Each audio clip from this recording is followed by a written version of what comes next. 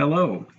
Welcome to what might be the final reading as we conclude the reading of my book, 11th Hour Preparedness. I'm the author, Tyler Woods, and I welcome you to this last installment, perhaps, and invite you to check out the YouTube channel, go to Chapter 1 and start into it. This is very appropriate for today and during this quarantine time. I thought to read this book to you, and it is still available on Amazon. And it was the last update, the last edition was 2013. That's 7 years ago. And it is, like I said, most appropriate, even especially today. And a lot of people are getting a wake-up call of the need to prepare for things just like this. Organizing a retreat. We are on page 219.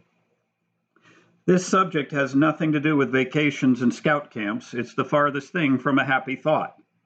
We are talking about fleeing a world coming apart at its seams and hiding as refugees in a camp of our choosing.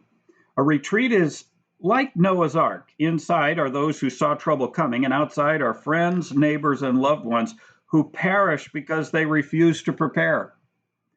This chapter is not for the faint of heart and should trouble the heart of any who knows the love of God. Proverbs 22:3 says, "A prudent man foreseeth the evil and hideth himself, but the simple pass on and are punished." Retreat acquisition and preparation is full speed today.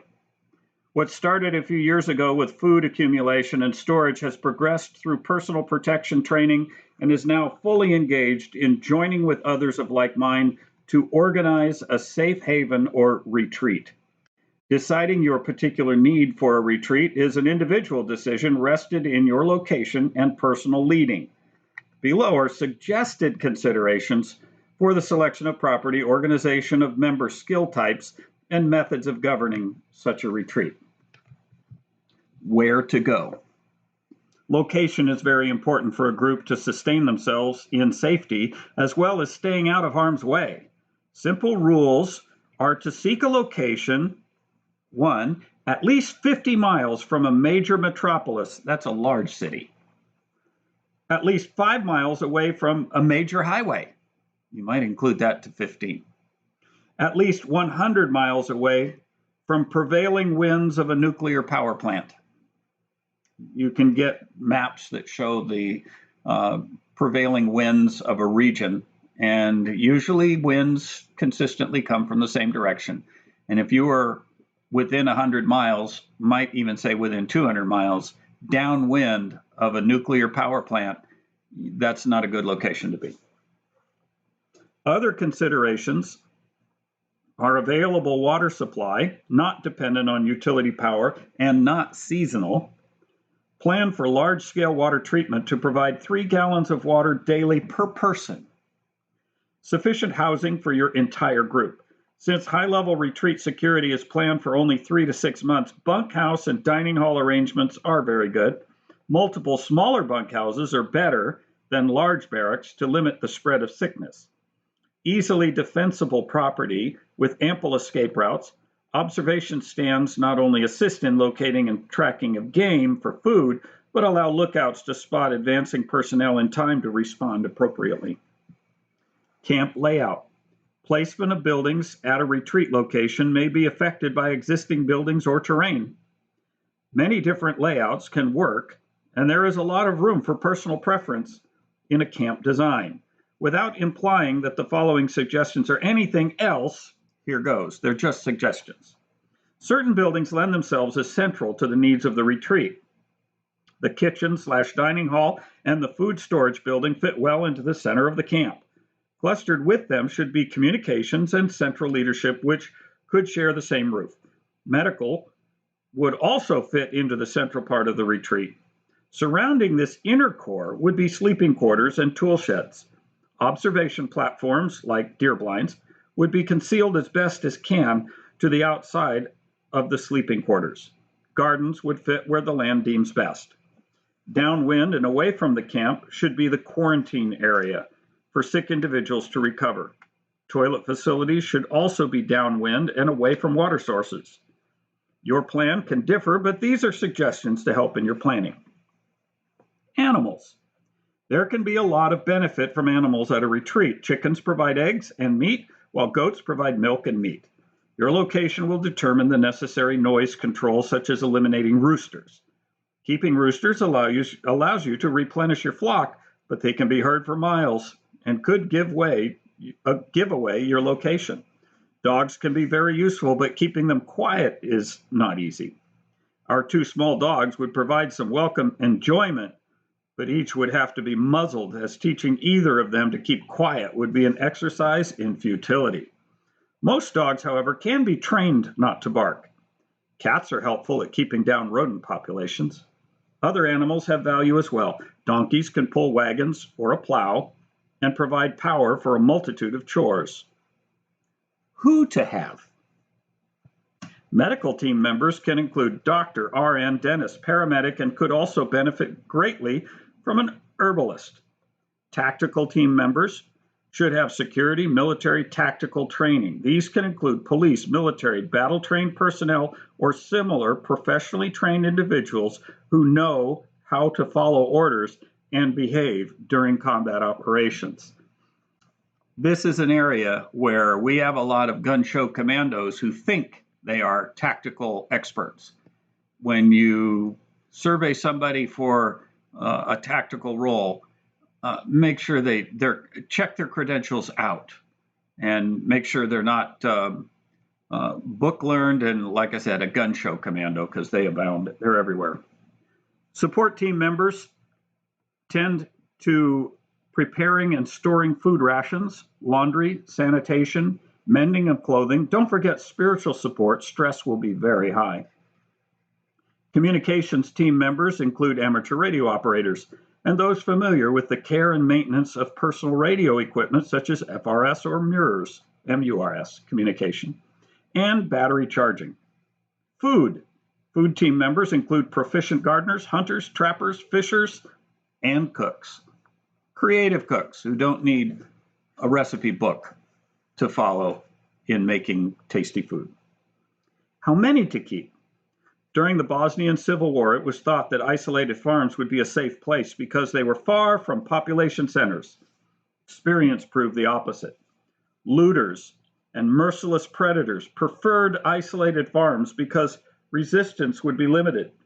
In urban areas, the looters found that neighbors would join forces to resist them. A retreat is only as safe as the combination of its seclusion and the economy of force available to defend it. It has been suggested that a minimum number of members for a group to succeed during a social collapse is around 20. Depending on the size of your area to protect, proper surveillance might require more. Command and control will require at least 4 to maintain 24-hour coverage. Lookouts may require 8 to 12. Picket posts could require another 12. Now we have 28, and we have only covered the tactical requirement. A complement of 50 to 75 could easily be reached, and 100 is not out of the question. 100 people would require a large store of food, but consider that members should also bring their food stores with them. It is not the responsibility of the retreat to have stores for all concerned. Everyone is important and everyone works at the same time. Everyone is continually learning the skills of others so that they might fill in when needed in another area. There are no special people who are the only ones who know a particular skill, medical team excluded. There's no room for egos or know-it-alls. A platoon is considered to be 16 to 40 soldiers, and a company is 100 to 200. Combat losses have claimed most or all of a platoon, but a company offers too much resistance to be easily overrun. There is great safety in numbers, and when they are organized for defense, safety multiplies. Retreat government. When the Pilgrims reached the New World, they began with a charter of agreement concerning standards called the Mayflower Compact. No organization of individuals can operate efficiently or for very long without accepted and supported government. This applies to nations, states, counties, cities, businesses, churches, and families. Rules or laws need to be tailored to the purpose and needs of which they are for and contain a process to alter those rules to meet changing need.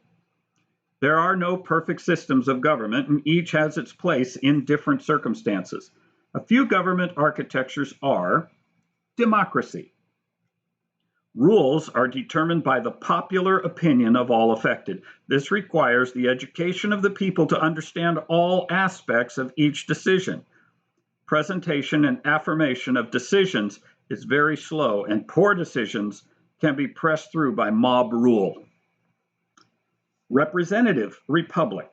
This is the system of government that the United States was built upon. Representatives, congressmen, make the laws that govern the nation, and the general population votes representatives into office.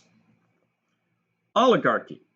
Leadership is accomplished through a select group of people. These are generally a caste of people with wealth and often the originator of the term good old boy club.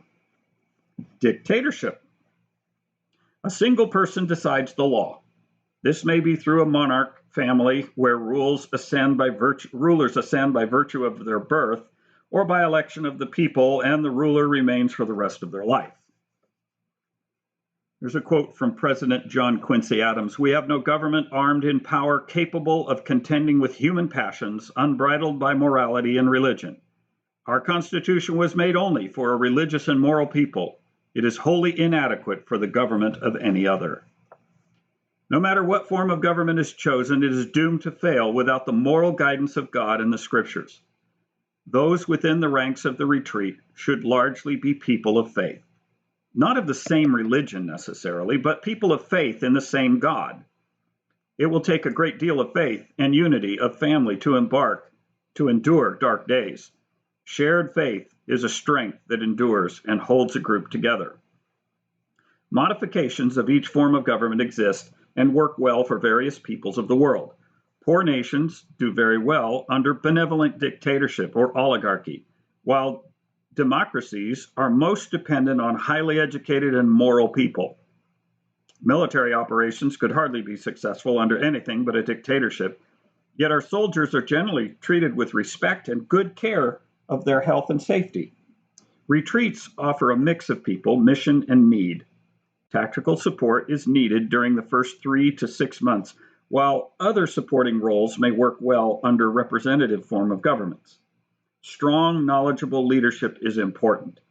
As routine settles in, good leadership will rise from within the group to begin accepting responsibility and authority over support and infrastructure functions.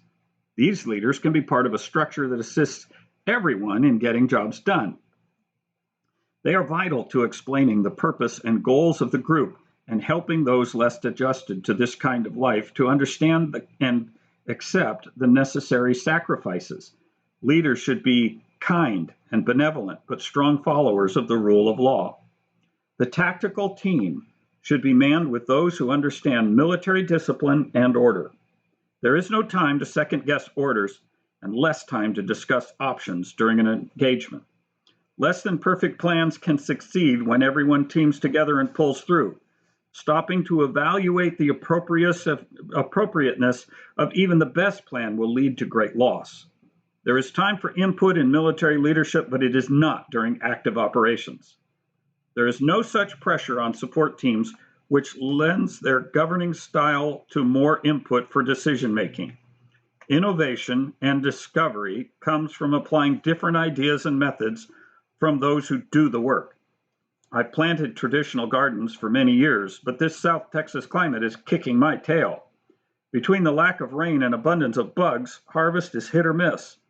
Recently, our CQ group had a speaker on the subject of permaculture, and I'm giving it a try. Between raised bed gardening and permaculture design, I believe I can improve both my yield and effort to harvest ratio. The point is that leadership of support teams need to keep an open mind and maintain a team approach to problem solving. Necessary teams for a retreat may vary, but here is a list for starters. Tactical, responsible for security and defense of the retreat from hostile penetration. Water, responsible for gathering and purifying enough water for the needs of the retreat. Food preparation, responsible for preparation and rationing of food for the retreat. Sanitation, responsible for waste removal and garbage burial.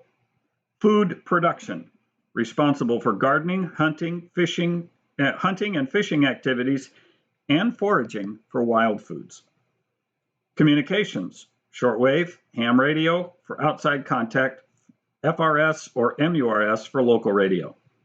Medical, responsible for the medical and dental health of all individuals. When one gets sick, healthcare becomes very serious when there is no medical facility to back you up. Even small scratches and cuts need cleaning, wound care, and bandaging. It's just a scratch cannot be accepted. Protective equipment such as gloves, glasses, hats, earplugs, earmuffs are essential equipment, and the bad habits of doing some chores without them will have to change. I'm probably one of the worst offenders, so I'll depend on the watchful eyes of those around me to nag me to reformation. It's real important, and every injury avoided means medical supplies will be available for other injuries that happened anyway. When symptoms of illness rise, the sick person needs to be evacuated to a sick house for recovery. Removal of sick individuals is important because even a cold can seriously reduce the efficiency of a group if it spreads. Each person in the retreat is important, and head count has few extras to fill in for illness. Dormitory life is much like retreat conditions, and when colds or flu or viral sickness are not isolated, everyone in the dorm seems to get sick, and sometimes the illness makes a second pass. This just isn't acceptable for retreat function. The sick house needs to be isolated downwind from the rest of the group with its own toilet, outhouse, showers, and sleeping facilities. A caregiver should be isolated with those who are ill while food and water is delivered to a halfway point for the caregiver to pick up and the delivery person once the delivery person has gone. This seems excessive, but it is the only way to prevent the spread of illness throughout the camp. Sick individuals may be returned to the group when their fever or symptoms have been gone for several days. Sanitation is vital to the prevention and spread of illness. Dishes should be scalded in boiling water after each use, and food preparation and eating surfaces should be wiped down with a disinfectant after every meal. The same goes for doorknobs, pump handles, anywhere that many hands touch should be sanitized regularly. When more is allowed. A retreat is carefully organized with provisioning for a fixed number of people. Should you find that some intended members did not make it to the retreat location or unexpected resources allows for additional members to be accepted, there are some criteria and procedures to follow for the safety and welfare of the existing retreat members. Above all, make sure you have enough provision for additional members before considering newcomers. Keep in mind that it is the available food and water resource that allows or disallows additional members. Overextending your provisioning can mean the loss of all you seek to save. There is no room for emotional decisions that could jeopardize the welfare of the group. If a decision to accept additional members has not already been made, the tactical team should operate under orders to repel all those who approach. This does not mean to fire upon anyone who approaches, but it does mean to offer stern warning not to come close and go back the way they came. Maintaining an outer perimeter that prevents outsiders from discovering details of the retreat or its provisions is vital to security. It is folly to entertain a sad story of one you cannot accept anyway. This topic rakes against the grain of my soul. It is unthinkable for me to imagine being responsible for turning away some soul who begs to live. This decision must be made by a group gifted in the art of rational thinking. My soul would cry out in pain to reject such poor individuals. I am a pastor. If you find that you are able to accept a number of newcomers, here are some suggestions. First, evaluate the prospect. Can they carry their own weight? Taking in a person who cannot add value to the camp means that others must work even harder to provide for their needs. Physical ability is not a singular rejection criteria. Equally important are skills the person may bring. Most retreat groups would accept a partially disabled doctor or dentist without question. Cooks and seamstresses may not be strong or able to shoot straight, but certainly add to the camp. What you want to avoid are those who either cannot or will not work. They will drain resources without benefit to the group. Second, is the prospect cooperative to the group's leadership? This is an area of concern, as dissension among retreat members will do more damage than outside invasion. A cooperative spirit that will roll up sleeves and perform menial tasks without complaint is a gift of peace and unity that is desperately needed in adverse times. Every person needs to help and be helpful. Leaders especially need to perform the tasks they ask others to do. Claiming privileged position creates an atmosphere of animosity and fights against the goals of the retreat. Evaluating a cooperative spirit is not easy, since hungry people are always cooperative. But once fed, they may display a different attitude. Women are especially gifted at evaluating character and should be present during evaluations with their opinion respected highly. Acceptance needs to be a matter of prayer and by numerous vote of several representatives of the group. Third, accepted newcomers should be quarantined for 2 weeks and watched for signs of illness. Potentially deadly diseases of cholera, typhus, and real influenza can decimate a retreat group. Finally, members do not travel out and back to the retreat. Evaluation is made outside of the perimeter. Once a person has been accepted and has seen the resources of the retreat, they should not be allowed to leave the retreat, where they can provide that information to others during at least the first 90 days after a social collapse. Once communication input and patrol reports confirm that it is safe to emerge from the retreat, travel can resume. This protective security is necessary, but only for 3 to 6 months.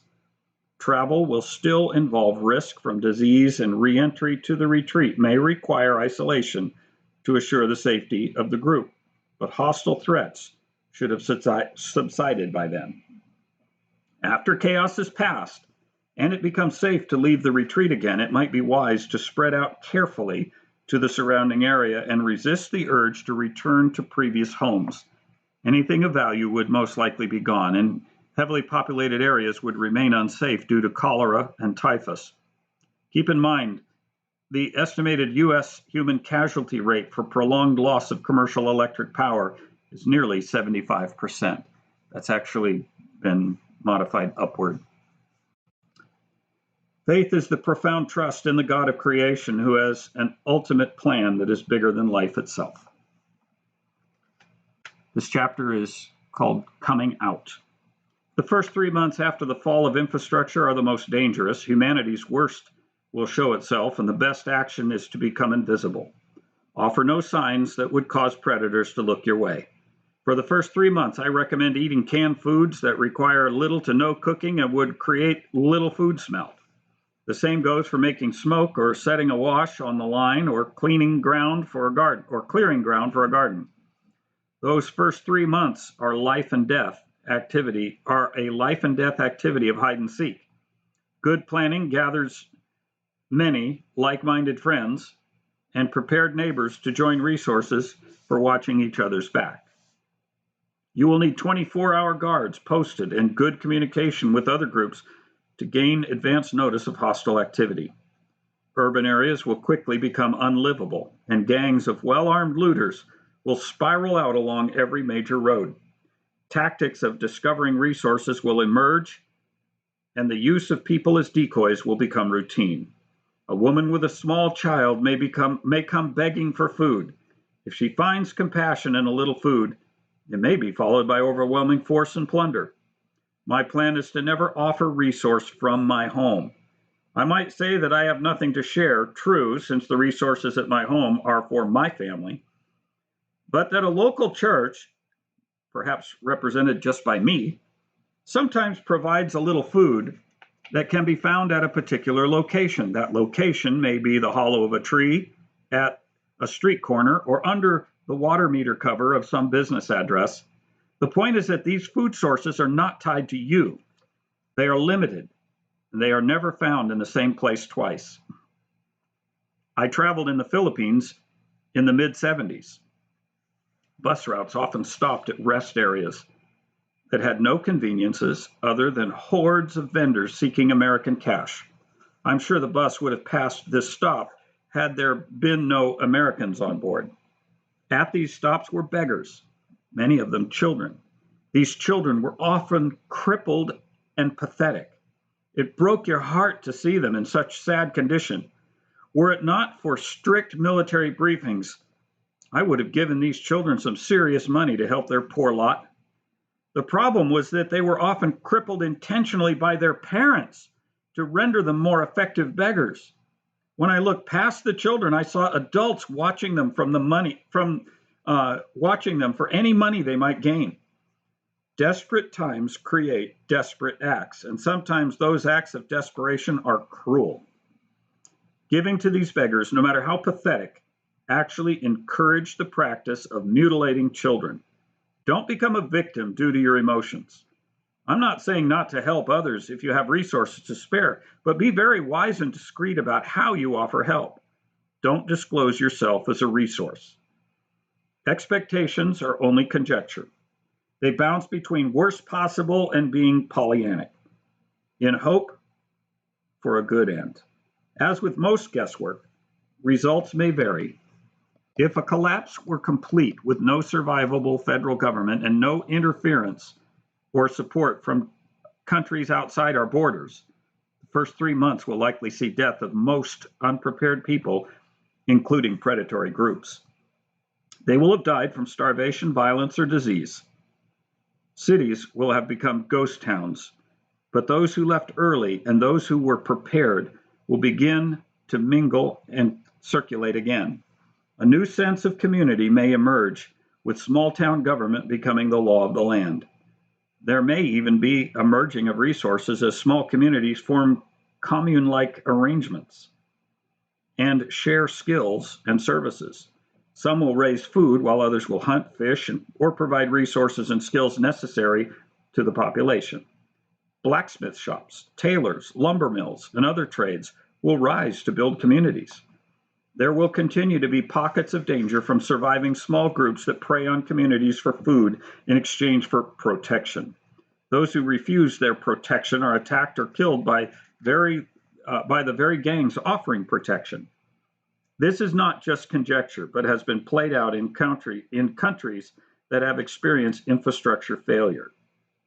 These things happen in Bosnia and would happen anywhere for the same reasons.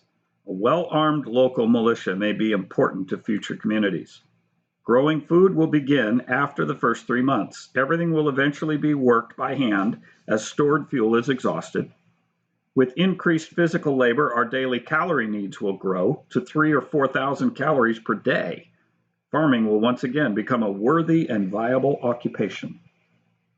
People will hopefully find time to worship and seek God. This is probably one of the few positive notes in all the chaos. Society will hopefully rebuild. Order for a vastly different world may return. Skills of value.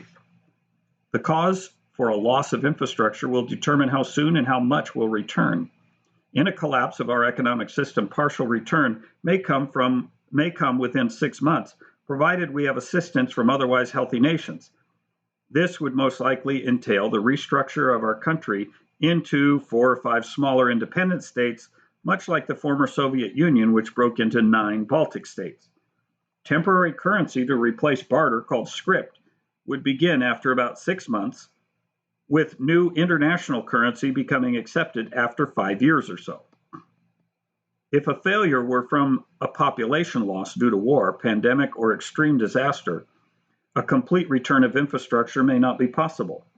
For example, power grids requires armies of workers, such as power plant operators, line workers, administration personnel, and an array of support industry to maintain components like reactors, dams, and turbines. If our remaining population were occupied with agriculture without the use of farm machinery, we couldn't afford the manpower to restore the power grid. The same goes for the number of workers necessary to bring oil to the surface, transport it to refineries, convert it to various fuels, and distribute it to retail stations from coast to coast. Refineries require enormous amounts of electricity as well. Without the oil industry, we can hardly support vehicular transportation, large-scale manufacturing, or the myriad of systems that depend on fueled vehicles to perform their duties. Our systems are an interdependent house of cards. They may not be able to restart after their collapse. There is a point where maintenance falls so far behind that restoration is impossible. A home is repaired if it has a roof leak, but if that leak goes without repair, the ceiling will fall in, the floors will rot, and the house will cave in on itself. Cities and the complex systems that they depend on require constant maintenance to function. They cannot be put into storage for later use. Determined by the level of social restoration, some skills could grow in value. Any form of manual mechanical repair will be needed. Gas welding will be available for a time, but may be replaced by the skills of a blacksmith. Manufacture of pottery may graduate from hobby to a viable trade. Gardening, hunting, fishing, sewing, and bread making could be universal home occupations. Methods of hunting and fishing will change. Attended fishing poles with a single hook and line will be replaced with trot lines, netting, and fish traps. Traps will be checked daily as leisure fishing finds no time in our schedule of new tasks. Hunting will return to traps and snares, while game seasons will be suspended in the absence of the Office of Game Management. Hopefully, we will not see the complete removal of our support systems, but it is possible. Following a disruption, the lights could come back on, factories and refineries could return to operation, and life as we know it could resume. It may take 5 years, as it did for the people of the former Soviet Union, and we may not be plunged back into pioneer existence. Preparation, however, is having a backup for what might happen. Knowledge of how to live as a new pioneer may be the difference between who lives and who doesn't. It is folly to entertain a sad story from one you cannot help. Convincing family. This is appropriate. A lot of family members are finally coming around to seeing the value of preparing in these days, but convincing a stubborn family member is not an easy task. Getting family on board with a preparedness mindset is not always an easy task. Media attention has not helped. The camera seeks individuals with a loose grip on reality and their extreme views to make great entertainment ratings, but do not represent the men and women I meet and help with preparedness. Most I have crossed paths with are church-going, family-minded, community-involved voters who see the dark clouds coming and want to provide for their family when the bottom falls out of this society. Now we have to avoid a new list of titles as the media attempts to paint us all with a broad brush. Some of these names are prepper, hoarder, zombie hunter, and survivalist. I avoid these terms as they have been made into tags of bad association. Preppers are being portrayed as antisocial people next door who plan to shoot you as they flee from Armageddon with their gas masks and MREs. Hoarders are people who bury themselves in trash or store food and need intervention to rescue them from themselves. Zombie hunters are those who think that all they need are guns and enough ammunition to kill everyone else. Survivalist is a term the media uses for criminals who have done atrocious acts and have taken to the wilderness for hiding. Though none of these descriptions are valid, they are what media portrays and are the new de facto definitions for the populace. It is wise to avoid any name or title for what we do. If we adopt a fresh title, it will soon be added to the list of defamed ones. Human nature also presents a problem. We all want things, and that generally costs limited financial resources. Some find it difficult to pass up the latest high-dollar cell phone for a grain mill. They need to learn the value. Since media has already cast a dim light on preparedness, it's not always easy to encourage our family members and friends that it is a good idea to put away some basic supplies. One dear lady managed to sway her daughter and son-in-law in a very clever way. The family thought Granny was a little eccentric. when she began stocking away canned goods and storage food. Her actions were a popular subject when she was not around. She knew that she would have little success trying to explain her concern for the future, so she embarked on a different game. She went to Costco and purchased a 50-pound bag of rice, knowing that she had no room to store it in her small house. She then asked her daughter and son-in-law if they could help her with a little bit of a storage space at their home. She confessed that she might have done a silly thing in buying such a large bag of rice, but she didn't want to give it away, and if they could let her have some space for a small shelf, it would be greatly appreciated. Well, Granny's shelf was set up, and they chuckled about it from time to time. As food prices continued to rise, Granny's eccentricities, quit being so funny, began to make sense. You see, Granny kept the price tags on her stores, and because they were seen every day by her daughter and son-in-law, they had to keep thinking about it, especially as they watched their food budget climb. Today, those two kids are fully into preparedness with shelves of their own. The problem is that we all have the natural resistance to change, and that includes this growing preparedness movement. Many can be convinced more quickly by letting them come to conclusions themselves, as we provide food for thought. Our resistance to change can present an obstacle, especially when it comes to the thought of having to leave our homes for a place of better safety. Family members can become divided with no greater reasoning than, I don't want to leave my home. It is very important to realize the difference in thinking between most wives and most husbands. Exceptions exist, but it is generally true that a husband looks at a home as a place where they eat and sleep, while a wife tends to see her home as much more. Home to a wife is often an emotional nest and a place of great comfort. To see the difference compared to a military, to see the difference, compare a military base to a Street of Dreams community. On a military base, every building is painted the same color. The streets are straight with nothing more than sidewalks for decor, and buildings of the same type are exactly alike. On the Street of Dreams, each house is a different color, streets curve between landscaped lawns, and each structure is a showpiece of a different architecture. The difference is that a military base is designed by men for their utility, and the Street of Dreams is designed for women's tastes. I'm not being critical about women's tastes. I like the difference and appreciate how my wife has turned our house into a home. That transformation would likely never have happened if left to my imagination. I'm the one who could pile something in the living room and walk around it for a week before my wife asks, "Don't you see that stuff? It needs to go to the shop." Truth is, I must not see it because it doesn't catch my attention without some prompting. Since most women view their home as something greater than a house and nearly sacred, I'm not kidding here. It is understandable that men can easily overshoot a wife's emotional attachment when contemplating a retreat location. For many men, we just go somewhere and make that our new home. For many women, she may need to have a part in selecting that new nest, and after many visits and opportunities to add her personalized decor and charm, she gradually may accept it as an alternate home.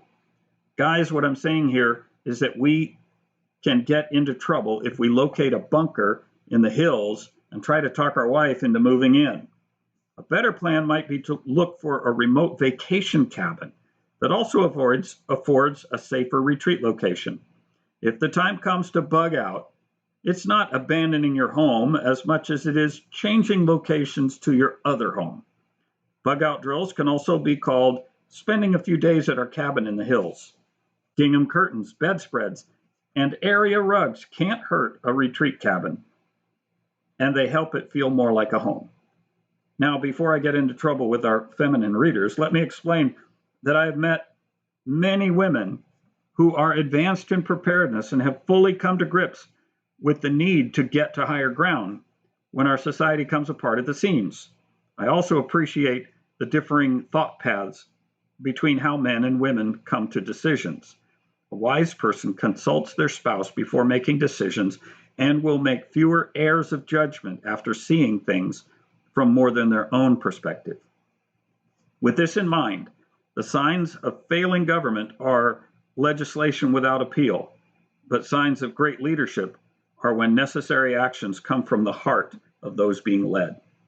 One of my favorite quotes is of Ronald Reagan. It says, "It's amazing what you can accomplish when you don't care who gets the credit." This is a key to great leadership.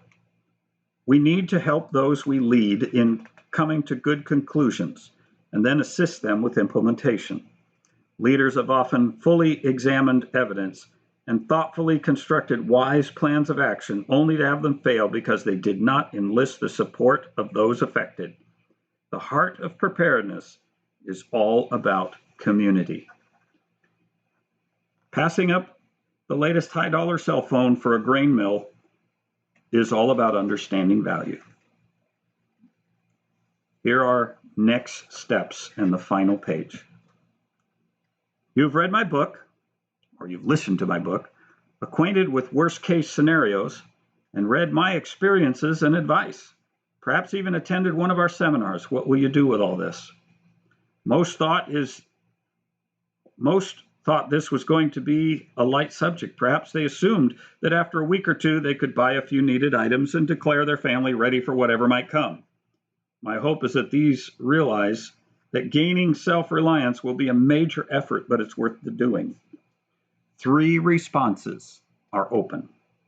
Option 1, criticize the messenger, ridicule the statistics, and go back to dependent living in a hope that it's all untrue. I sincerely hope it works out, and I really mean that.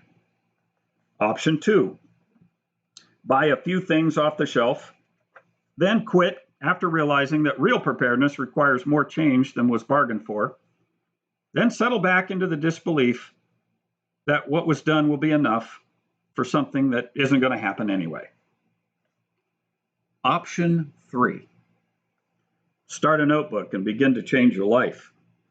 Self-sufficiency enables you to be a messenger of hope for a world in chaos. You can begin subtly helping your neighbors with words of encouragement and examples of kindness. You can offer them blessings from your garden, fresh eggs, fresh baked bread, and a ready answer of hope they see growing in you. We are not a people who should hide and become the stereotype of prepper isolationists. We need to understand that our awareness is not shared by all of those around us. How would you react if the first time you met someone, they blasted you with both barrels of end of the world disaster preparedness? You might offer to make them a tinfoil hat and a sign that says, "Repent, the end is near." Everyone is a light to their world. Let's choose to be an inviting candle in the window and not a detour warning. Our mission is to bring along as many as will listen and accept the free offer of God's grace. I hope to see you on the other side. Tyler. Now, there is the last section I'm not going to read because it's essentially a whole list of how to make your own laundry detergent with ingredients listing, how to render lard, how to build a slow sand filter with diagrams and pictures, how to make a torpedo bucket, vermiculture, how to do that, making yogurt, tortillas, how to make flour tortillas, corn tortillas, hypoallergenic dog food, a 100-watt refrigerator, a sweat jug cooler, shower power, culturing wild yeast, make your own charcoal, pallet construction. There's a lot. But all of these are sort of like a recipe book. You need the book. You need to buy the book and then have it open as you follow the instructions. It doesn't do much good just to hear it read. But again, 11th Hour Preparedness by Tyler Woods. It's available on Amazon, or you can request it. You can have it be looked up in any major bookstore, and they can order it for you. But I think you get the best deal at Amazon. Give it a look, and God bless you. Thanks for following along as we read.